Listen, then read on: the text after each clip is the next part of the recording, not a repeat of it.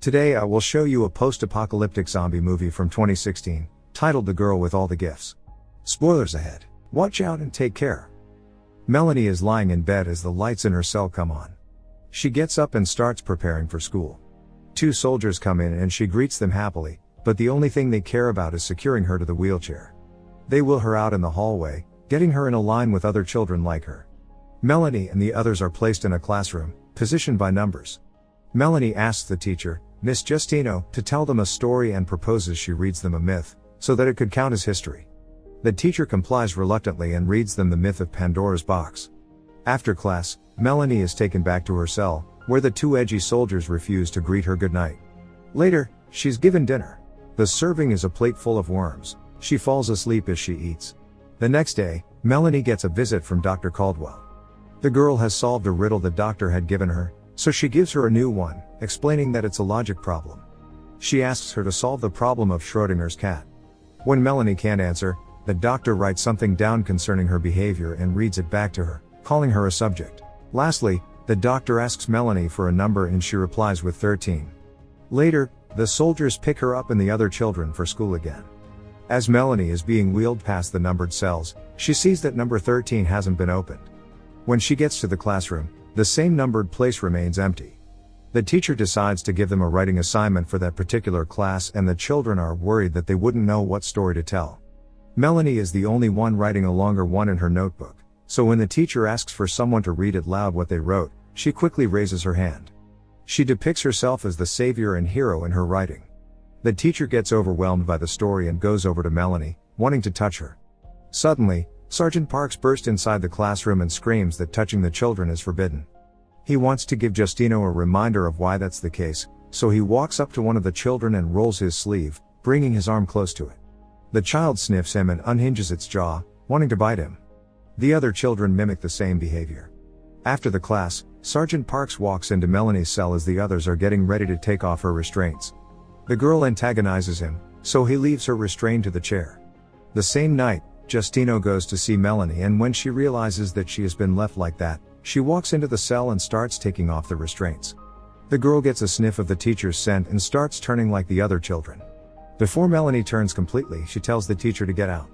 Later that night, Dr. Caldwell comes to visit her again. They chat and she asks the girl for another number. Melanie answers with the number 4, which is the same number as her own cell. The following morning, Sergeant Parks comes in to get Melanie. He gets her out of the cell and inside of an elevator.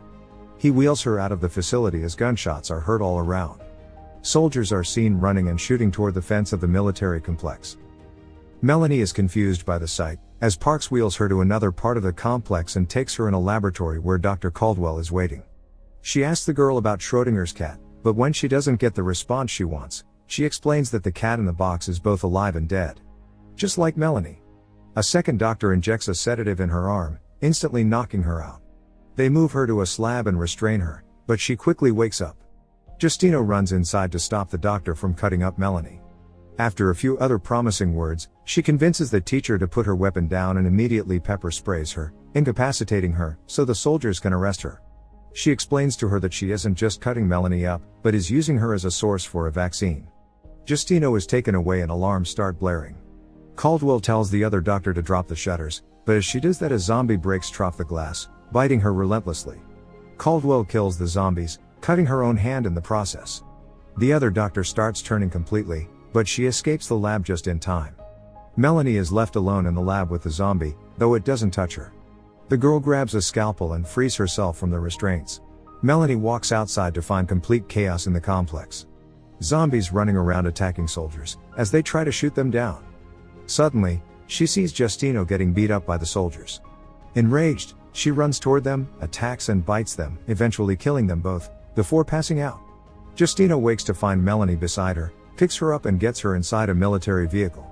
The zombies completely take over the complex, as the vehicle is seen leaving, followed by a herd.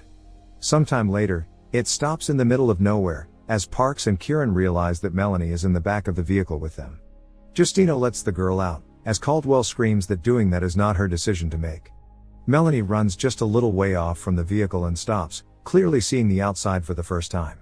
The others stay by the vehicle trying to radio to other outposts to no avail, as the doctor tells them to retrieve her test subject.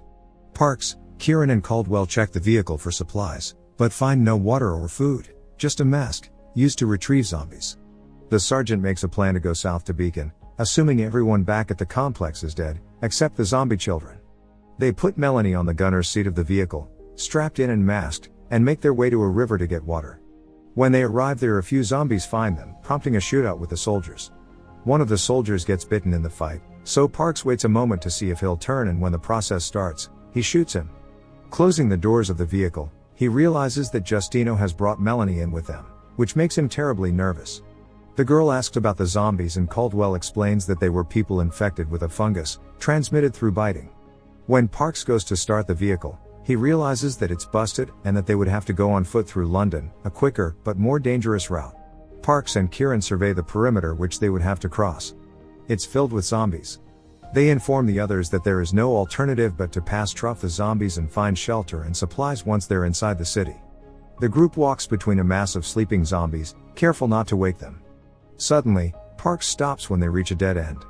A zombie mother pushes a baby cart toward them and Caldwell goes up to her, making her stop. She sees the baby move in the cart and checks it, only to find a rat inside. She yelps, waking the zombie mother first and then the others. The group manages to escape and moves through the zombie-filled streets of the city, eventually finding an abandoned hospital and going inside. Parks finds an opening to another floor and they all climb up, where they will be much safer. Parks, Justino and Kieran immediately go on patrol while Caldwell and Melanie stay back. As they're left alone, the girl asks where she came from. The doctor explains that her and others like her were found on a maternity ward in a hospital. They were the children of mothers who got infected with the fungus while they were still pregnant, so the infection got in their system through the placenta.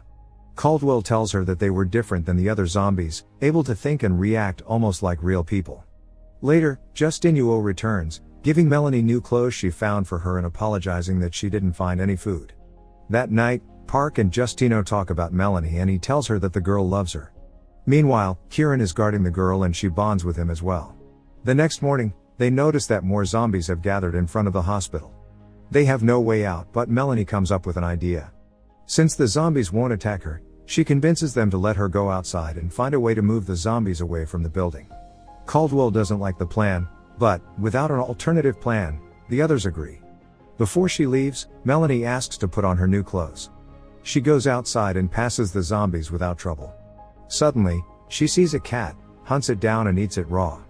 Later, she goes into a house and finds a little dog. When she comes back, she uses it as a decoy for the zombies, getting them all away from the hospital. Parks puts the mask and the handcuffs back on and they continue the journey through the abandoned city, headed for Beacon. On their way, they see something strange, the fungus growing out of the bodies of the zombies, something the doctor thinks is the next stage in the life cycle of the fungus. She then tells Melanie that in her case, the fungus works more as a symbiote than a parasite like in the others. Going deeper in the city, they find a huge mass of bodies growing into a massive fungus that Caldwell suspects is the reason why no walking zombies are around. When enough of them come together, they transform into the mature stage of the fungus that can pollinate larger areas, if not the entire world. On their way, they suddenly find a mobile laboratory. They get inside the vehicle and start looking through it. Park tries the engine first and then the radio. No response. Kieran leaves on a supply run and Melanie is getting uneasy, like she's about to turn. She tells them that she needs to eat too and they let her out to hunt. She finds her food fast and tears right through it. When she's done eating, she hears a strange sound and follows it to a bookstore. She peeps through and sees a group of children communicating with grunts. Melanie understands that they are just like her, when suddenly one of them comes inside and tells the others that he has smelled something. They all follow him out. Back at the mobile lab, Caldwell is getting sicker and informs Justino that she has sepsis. Then she starts talking about Melanie again and how she needs her brain and spine to make the vaccine, much to Justino's displeasure. Suddenly, Melanie returns and tells them about the children she saw, convinced that they will hunt for Kieran. He's seen walking down a street and suddenly finding an unopened can on the ground and then another one, until he sees a store and crawls under the shutter to get in. Once inside he starts eating and looking through dirty magazines. A little girl appears behind him, startling him. She lures him between the rafters of the store and momentarily more children appear. When their leader joins them, they all attack Kieran together. Meanwhile, Melanie is leading Parks and Justino to him.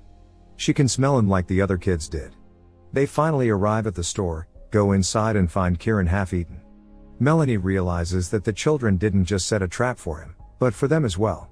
They go outside and see that she was right, the group of kids is waiting for them. Melanie challenges the leader and fights with him.